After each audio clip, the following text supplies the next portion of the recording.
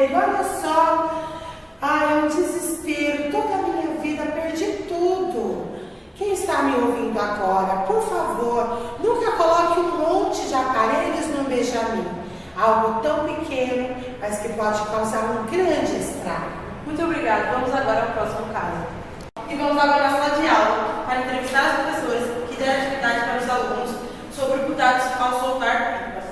Todos sabemos que as férias de julho são um convite para soltar pipas. E eles fazem isso em lugares perigosos, próximos a redes elétricas. Então a gente quer passar uma mensagem para que eles façam a céu aberto. E podemos ver aqui o desenho que os alunos fizeram, ficaram muito legais. Andando pelas ruas, nossa repórter ainda encontrou flagrantes do descaso com a rede elétrica. Olha isso, acabamos de ver na rua um fio caído. Crianças, tomem muito cuidado, não toquem nisso. Obrigada, cuide de sua segurança.